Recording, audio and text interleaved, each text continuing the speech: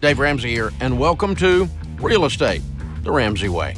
In this episode, we're talking about the true cost of buying a home, because if you want to make that new home you're dreaming of an actual reality, you need accurate expectations of the whole home buying situation and what it'll cost you. So stick around to figure out how much house you can really afford. Nathan's with us in Pensacola. Hi, Nathan. Welcome to the Ramsey Show. Hi, Dave. Long-time listener. I appreciate your show and definitely live by almost all the advice you have. Well, thank you. How can I help? My wife and I are looking at possibly buying a property. It's a little bit more expensive than what I'm used to buying. So right now we own a home, and we're just trying to figure out if it makes sense to take our current investments and just basically liquidate our current investments and then now go into debt with a mortgage that would be probably about a $300,000 mortgage after we're done with liquidating all of our expenses, all of our debt. All of our assets. Okay. How old are you? We're 47 and 46. Wait, all of your assets, you mean you're pulling retirement out? No. The retirement I can't touch until later, but we've got listening to you guys, Smart Investor kind of stuff, and we went with a Smart Investor Pro here in Pensacola. So you have how much money in investments that are non-retirement? Probably about $600K total. Okay. And your current residence has how much equity in it? About $400. Okay. So you're buying $1.3 million house? It's going to be a little bit less than $1.3 million, but it'll be a little over $1 million. Okay, I missed how you get $300,000 in debt because I got $1 million here, $600 and $400.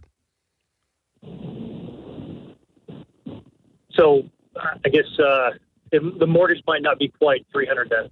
It'll be probably closer to $200 when you have all the closing costs and everything into it. Okay, so you're talking about you're not going to net $400 out of your house. No, we should. We should net $400 out of the house. And you have $600 in investments. And savings and everything, yes. That's $1 million, and the house is $1 million. There's not $200,000 in closing costs. There's not a 20% closing cost. There's no such thing. So I guess it's just kind of an uneasy feeling going with a higher home value. And just, I guess the biggest that I have is, does it make sense to liquidate the investments that we have right now? I wouldn't buy the house if I didn't. Because you're going to go into debt. So it's the same question of if I had a paid-for $1 million house, would I go borrow $600,000 on it to put money into investments? No, I wouldn't. Not taking the money out of the investments and putting them on the house is the same thing as borrowing on your house to do that. So you should not buy the house unless you're willing to use the investments to do it. What's your household income? Right now it's probably about 110. And how old are you guys? 48 and 46. Okay. Will you be able to afford the taxes on $1 million property with $100,000 a year just to maintain the property, keep the lights on this thing, keep the yard mowed? Yes, we will.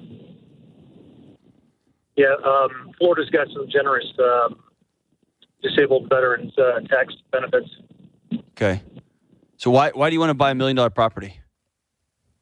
It's something my wife and I have always dreamed about, living on the water, and this is an opportunity to do so right now.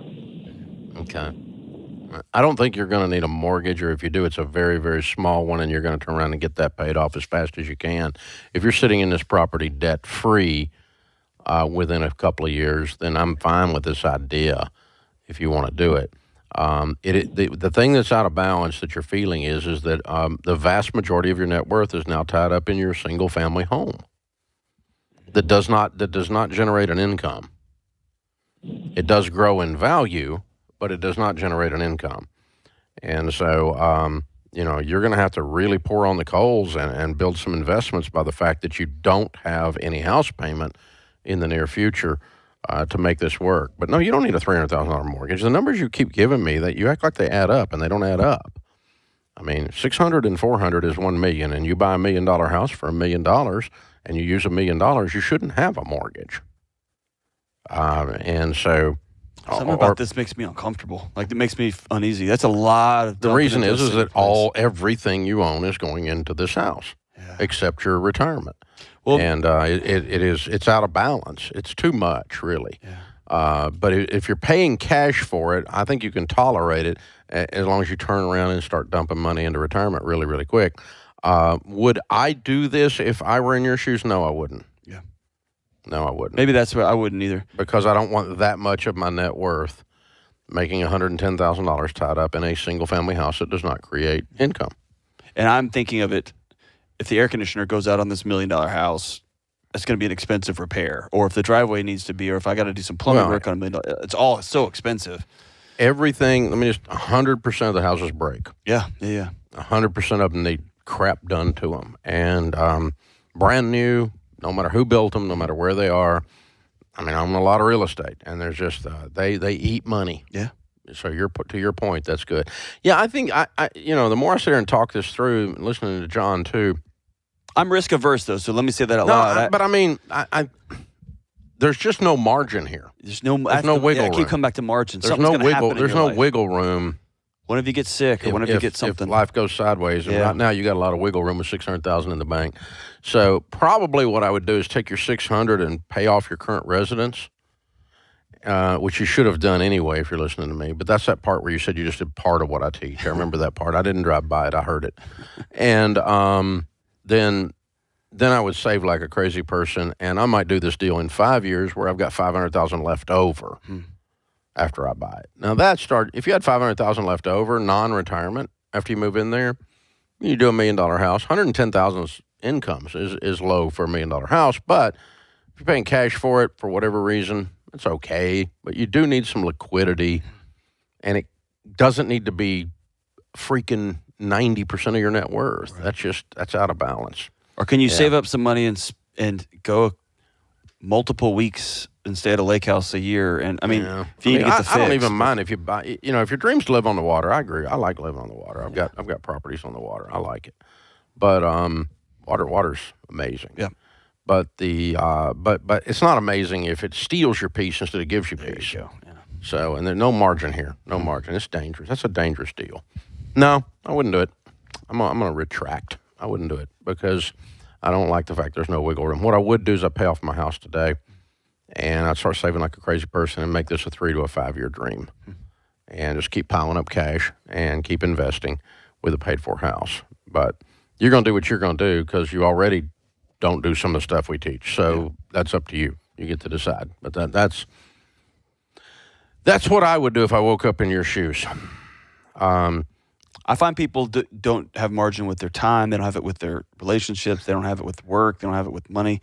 We just have a margin-free society now, man. Well, there's friction. It grates. They get frayed ends. Yeah. And you get frayed at the ends, and it's just because everything's pushed to the edge. Yeah.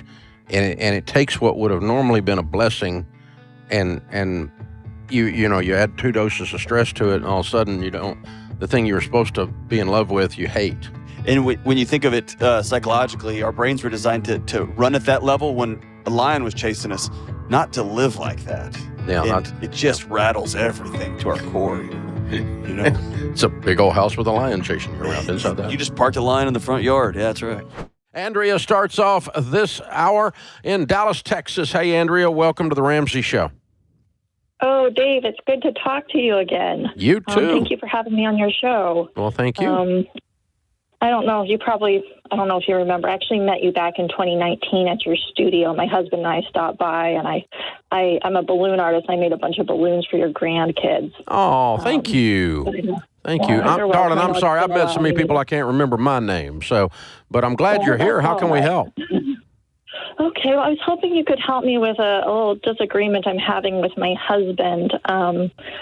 We've been married 10 years, and I have listened to you longer and got him on to the Total Money Makeover, and we followed you and were able to get debt-free. Good. And we like it. He likes it a lot. Good. But now we are having our second baby due in November, and he's having to work from home, and I'm nesting, and we feel like it's time to move up in house, and we have a little bit of a disagreement. I feel like I found like the ideal dream house, and he feels like it's too much, and it would cause us to have a mortgage again for a little while, and he just doesn't want to do that. And I'm just like, don't feel like I want to settle when we're going to be in the house hopefully a long time. So that's okay. So what is your current home worth? We are hoping after realtor fees that we can get about $300,000 out of it. Okay. And what would the other house cost? The other house that we're looking at, our realtor thinks we could get it if we made an offer for $495,000. So a move of $200,000. Do you have any money saved above the $300,000? We do. We've got our emergency fund of $16,000, which we're not going to touch. Correct. And then in other various accounts, we've managed to save up about a little over $100,000. Okay, so you're only $100,000 in disagreement. Basically. Yeah. If you had another $100K, would he be okay with the $500,000 house? He would be thrilled with it. His thing is like some of these things. It's not too much house. It's no debt that he wants. Right. It's not too much house. It's the no debt. He says, this house is fancy. It's a want. It's not a need. We shouldn't go into debt for a want. Okay. And, okay. I got it. I got it. And so what's your household income? So 2021, we did combined $101,000. How quickly can you save $100,000? I don't know. If we less than 3 years, probably 2 to 3 years, 2.5 years, maybe 2 to 3 years. Maybe. No, definitely. This year we're projected to do 119 definitely. to 126. If you had to do it to save your life, you could save $100,000 in 2 years, but 3 you could definitely do it. Okay. Because you'd be living on beans and rice again in order to hit this goal. To do 2 years. 3 years, you can definitely do it. Okay? Or you can pick up, do you have anything else you can sell?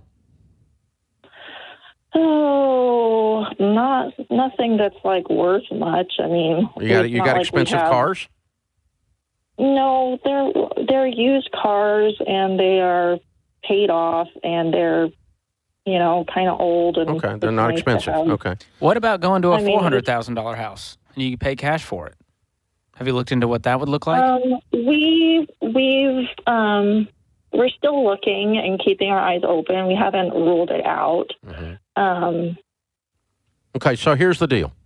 What we're really arguing about is not whether you have too much house. If I'm understanding your outline, what you're really arguing about is is whether we go in debt or not. Right. And your husband's going, I finally got free. I can't walk willingly into another bear trap. I can't do it. I can't swallow the pill. As much as I love you, as much as I want you to have what you want, I just can't go back there. It makes me throw up into my mouth. Right. And That's then what he's part of saying. me is also like, inflation is going up, and what if I buy too much house, and then the country's gone crazy, and then I can't feed my you don't have to kids worry or about that. something. You don't have to worry about that. What you've got to worry about is what you can control. Your bottom line is you guys are arguing about $100,000 and 2 to 3 years. That's what you're arguing about. Yeah. You're not really arguing about whether to move, if moving is valid, whether the $500,000 house is too big a house, we're really not arguing about any of those things. We're just $100,000 short of doing what you want to do, and you're willing to go in debt, and he's not. Correct. That's what it comes down to. And so once you quantify it that way, it gives you some real good points for discussion. I don't think either one of you are in the stupid zone with this. If you took out a little mortgage and paid it off real fast, it doesn't violate our guidelines. But I've got to personally agree with your husband. Once I got out of debt, you weren't going to drag me back in kicking and screaming under any circumstances. There wasn't anything Sharon wanted bad enough for me to do that, or I wanted bad enough for me to do that, ever. And I was actually more likely to want something than she was. But you couldn't get me to do it again. So I kind of understand where your husband's coming from. I don't think George and I have an answer for you. There's no one right or wrong here. You guys have to get on the same page of whatever you do going forward. And I don't think you're buying this house unless you both come into agreement. That's for sure. Here's a dose of reality for you. Drowning in a house payment every month is what's called being house poor. And it means you won't have enough money for your other financial goals. But here's some good news. You don't need a degree in economics to figure out what your house payment should cost. Just check out our free mortgage calculator to get a clear idea of what your monthly payment should look like. Go to RamseySolutions.com/mortgage calculator or click the link in the show notes to start crunching the numbers. Brett is with us in Provo, Utah. Hi, Brett. Welcome to the Ramsey Show. Oh, thanks, Dave. Thanks for having me on. Sure. What's up? So me and my family, we have been renting for the last year while paying off student loans. We paid off $115,000 of student loans. Way to go. That's awesome. Yeah. Thank you. So we're at a point now where we're looking to save up for a down payment on a house.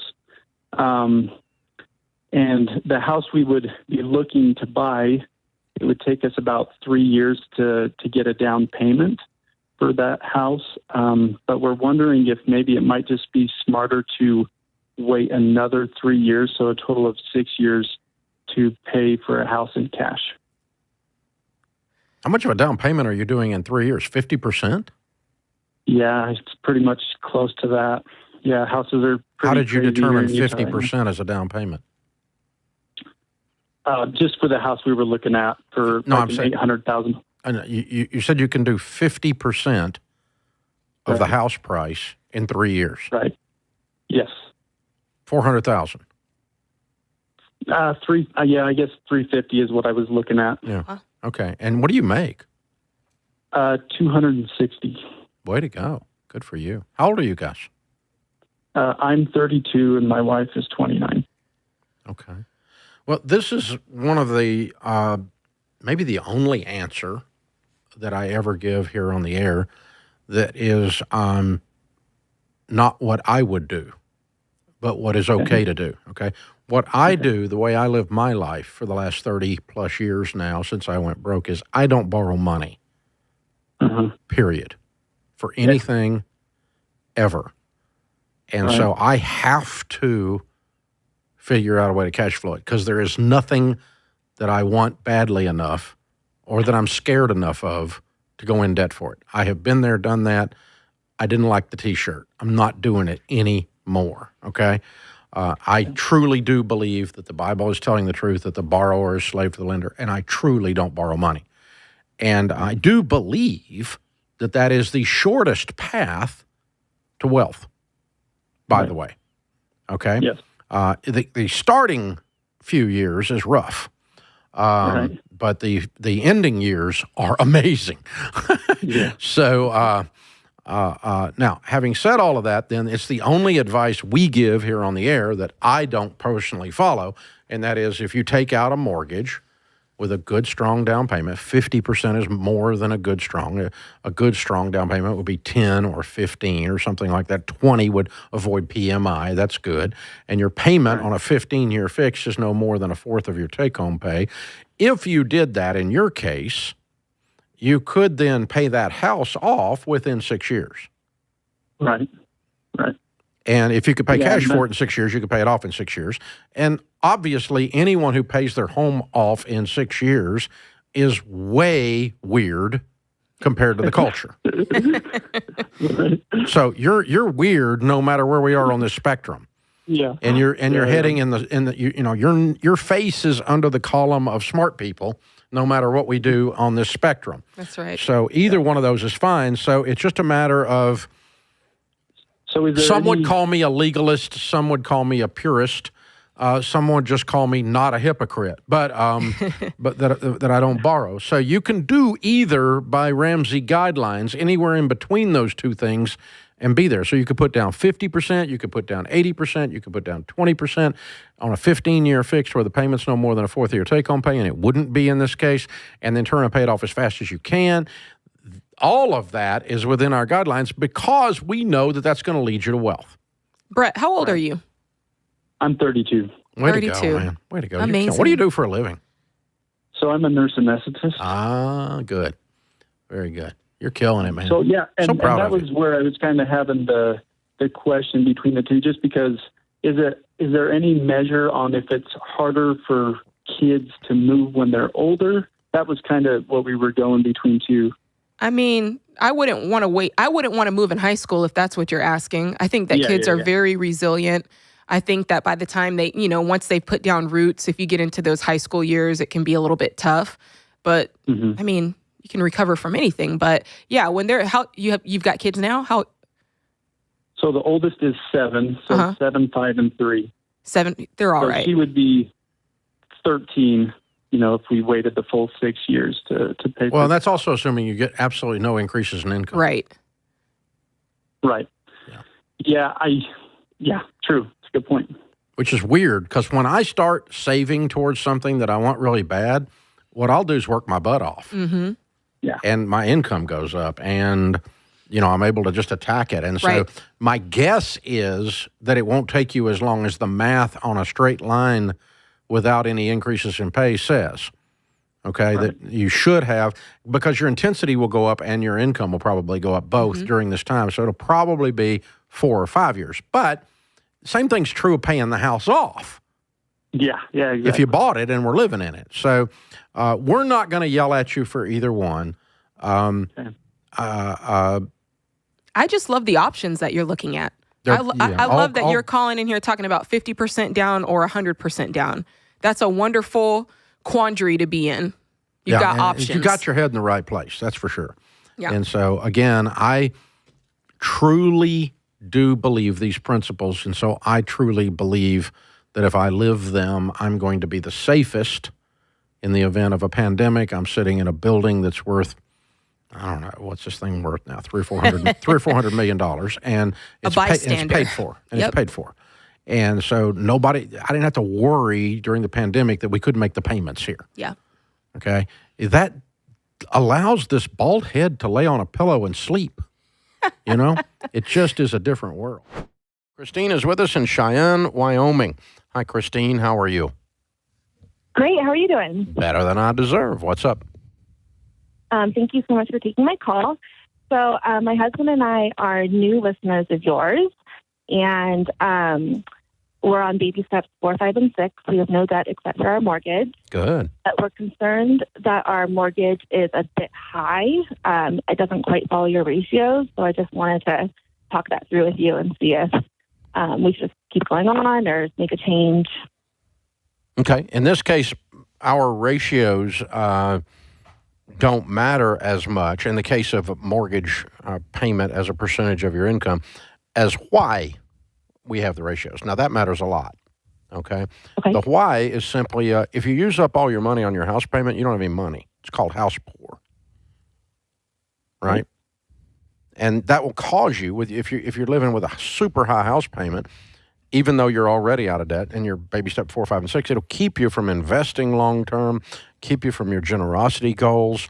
And in some cases, if it's super high, people feel forced to take a car payment because they don't save up for a car because they don't have any room to save up for a car or something like that. So that's the reason we tell people to not get a super high house payment like most of the culture tells you to do. Once you kind of understand that, then you can kind of back into your particulars and say, okay, what are we violating on the 25% of your take-home pay on a 15-year fixed, and how is that going to be okay, given that we don't want to be house poor? So, how much is your house payment? $3,900. Say again. $3,900. And your monthly take-home pay is $11,000. Okay, so you're about 34%. Right. Okay. And what do you guys do for a living? My husband is in supply chain. Is what? And he's in supply chain, and I stay home with our kids. Supply chain. Oh, God, I can't hear. Okay. Supply chain. All right. And he's killing it. So how many raises is he? No, because the last 2 years don't count. What do you guys feel like the trajectory of his income is? Is it going to go up substantially in the next 3 years? I think so. Which makes this conversation not needed, moot, right? Okay. Yeah. Because, I mean, if it goes from 33% to 28% to 25% with 3 raises because your house payment stays the same and your income goes up, then we're not worried about you being house poor long term, correct? Correct.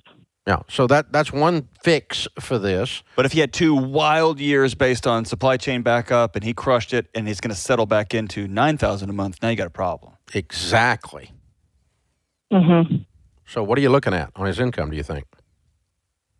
I think it'll go up. I don't think it'll go down. If it goes down, you need to reevaluate this house.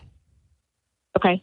If it goes, as long as it has an upward trajectory in the next 36 to 48 months, you're not going to be stuck there with all your money going to a house payment and not being able to fund your kids' college fund. Or having an air conditioner break and you got to go to a credit union to be able to pay for it, right? Right. Well, although we do have the emergency fund. That's right. That's right. Good. Yeah. So just don't get yourself to where you're there. That's the whole point of the thing, you see. So you don't need Ramsey to tell you how to manage your life. But a good rule, period, whether Ramsey's in your discussion or not, is don't be house poor. Don't have a house payment that takes up all your money. Right. Makes you broke. And so, but I think you sound like you're okay. It's not ideal. If you were getting ready to buy a home, I would tell you to back off. Don't be so house, but you're there. I wouldn't tell you to move over this. You're not trapped and hopelessly mathematically disabled, So I wouldn't tell you to do that. But you don't have any room. It's got to go up. It can't go back. And you don't have any wiggle room because if it goes down much, it stays down very long, you're going to be forced into a different property. But right now, I think you got a lot of house. And in Cheyenne, Wyoming, that's a big freaking house. That's a big dog right there. Well done. Good for you. I bet it's fun. Listen, I know some of you are thinking that buying a home the way we teach is next to impossible with home prices where they are right now. But that's why my best advice is patience. Don't give in to the temptation to stretch your dollars and buy a home that's out of your price range. It's just not worth sacrificing your other financial goals, like your retirement, your kids' college. Just be a grown-up about it and be patient. Thanks for listening today. Share this with your friends and family who you think will enjoy it, and be on the lookout for our next episode all about navigating this crazy real estate market.